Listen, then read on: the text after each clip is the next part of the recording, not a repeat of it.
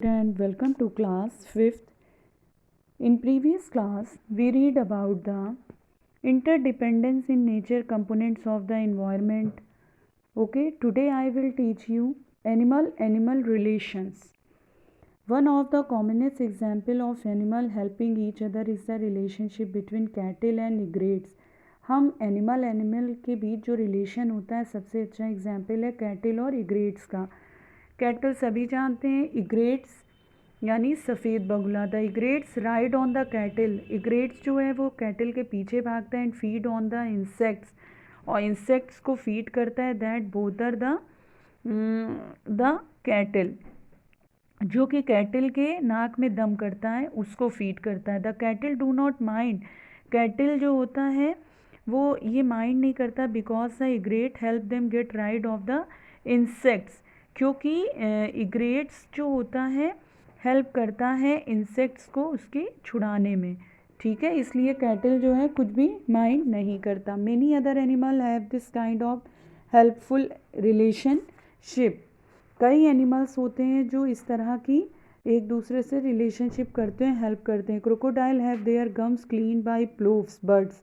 Crocodile की जो gums होती है वो क्लीन्ड होती है एक प्लोव्स चिड़िया के through, which feed on the leeches stuck to the gum, जो कि फीड करता है जोक को, जो कि उसके गम में अटका रहता है। Some small fish attack themselves to the fin of the shark and feed on the scrap from the diet of the shark. कुछ स्मॉल फिशेस यानी छोटी फिश जो होती हैं अटैच होती हैं शार्क के फिन से और फीड करती हैं उसके ऊपर, शार्क के डाइट के से फाइट करती हैं। Some crabs carry sea anemones around and get protection from the tentacles of anemones in return. कुछ क्रैब्स जो होते हैं वो जो समुद्र में, एनिमोनस मीन्स होता है समुद्र में जो फूल होता है, तो कुछ क्रैब्स जो हैं वो लाते हैं, समुद्र उसके चारों तरफ रहते हैं and get protection from the, और बाद के एनिमोनस के जाल से उसको प्रोटेक्शन देते हैं। Plant relations. प्लांट में कैसे रिलेशंस होते हैं? Do plants also help each other. कुछ प्लांट एक दूसरे की हेल्प करते हैं? यस, हाँ, दे डू, वे करते हैं। Many climbers twines themselves around tall plants and reach the top to get more sunlight। कुछ क्लाइंबर्स जो होते हैं, जो चढ़ने वाले पौधे होते हैं, वो एक दूसरे की मदद कर एक दूसरे को ऊपर यानी लंबा प्लांट हो जाता है और उनको ज़्यादा सनलाइट मिलती है। Orchids also perch themselves on tall trees to get sunlight. They do not harm the trees though they have special root that absorb moisture from the air। इनकी जो स्पेशल रूट होती है जो कि मॉइस्चर को air से absorb करती है। Decomposers. Saprophytic bacteria and fungi get their food from plants and animal waste. Saprophytic bacteria जो होते हैं एंड फंजाई, वो अपने फूड को प्लांट और एनिमल वेस्ट से लेते हैं। In their turn they digest the waste and decompose it. वे उसको वेस्ट को डाइजेस्ट करते हैं एंड कंपोज करते हैं और break it down into minerals and gases, और ब्रेक करके मिनरल्स एंड गैसेस में तोड़ देते हैं उसको। The mineral mix with the soil. फिर यही मिनरल सॉयल से मिक्स होते हैं सॉयल के साथ एंड आर एब्जॉर्ब बाय, जो कि प्लांट द्वारा एब्जॉर्ब कर लिए जाते हैं। So just as decomposer depend on plants. इस तरह से डीकम्पोजर प्लांट के ऊपर डिपेंड करते हैं एंड एनिमल्स के ऊपर, प्लांट्स के ऊपर, टू डिपेंड ऑन डीकम्पोजर्स, और डीकम्पोजर्स के ऊपर भी डिपेंड करते हैं। The living and non living. Living और नॉन लिविंग क्या है? Living being depend on the non living things surrounding them. Living जो बीइंग्स होते हैं वो डिपेंड करते हैं नॉन लिविंग पर, जो उसके चारों तरफ रहते हैं। All living beings need air. सभी जीवित चीज़ों को हवा की ज़रूरत है। Plants and animals need oxygen for respiration and plants need carbon dioxide for photosynthesis. Plants और एनिमल को ऑक्सीजन की ज़रूरत होती है रिस्पायरेशन के लिए, और प्लांट्स को कार्बन डाइऑक्साइड की ज़रूरत होती है फोटोसिंथेसिस के लिए। टेरेस्ट्रियल ऑर्गेनिजम्स जो get the gases they need from air. Terrestrial यानी लैंड ऑर्गेनिजम्स जो होते हैं वो गैसेस को गेट द गैसेस लेते हैं एयर से उनको आवश्यकता होती है। Aquatic organism make use of the gases mixed in water.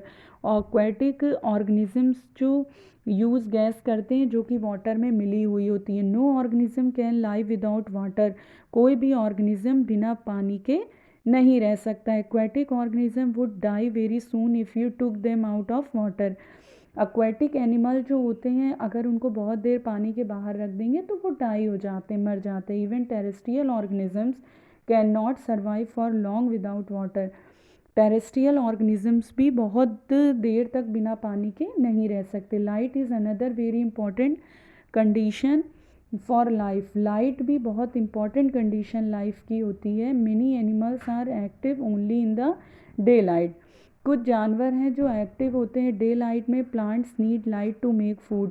Plants के लिए लाइट बहुत ज़रूरी है, सनलाइट, क्योंकि इससे वो अपना फूड बनाते हैं। All organism need a certain amount of warmth for survival. और कुछ सभी ऑर्गेनिजम्स को ज़रूरत होती है गर्मी की, वार्म की, अपने सर्वाइवल के लिए। They can neither survive when it is too cold nor when it is too warm. कोई भी ऑर्गेनिजम्स ऐसे सर्वाइव नहीं कर सकते। अगर उनको बहुत ज़्यादा ठंडक मिल जाती तब भी नहीं सर्वाइव कर पाएंगे, और बहुत ज़्यादा गर्म होगा तब भी नहीं सर्वाइव कर पाएंगे। Plants absorb water and mineral from the soil. Plant जो है वाटर और मिनरल्स को सॉइल से अब्जॉर्ब करते हैं। There would be no plants without soil. और प्लांट जो है बिना सॉइल के नहीं हो सकते। Nor would there be any animals because animal depend on plants for food. और ना ही एनिमल्स बिना प्लांट्स के हो सकते हैं, क्योंकि एनिमल पूरे डिपेंड होते हैं प्लांट्स के ऊपर अपने फूड के लिए। Balance in nature. कैसे नेचर में बैलेंस होता है? All the things that make up the environment are just dependent on each other. सभी चीज़ें जो होती हैं वो इन्वायरमेंट को बनाती हैं और एक दूसरे के ऊपर डिपेंड होती हैं। They are link together in a way that maintain a perfect balance.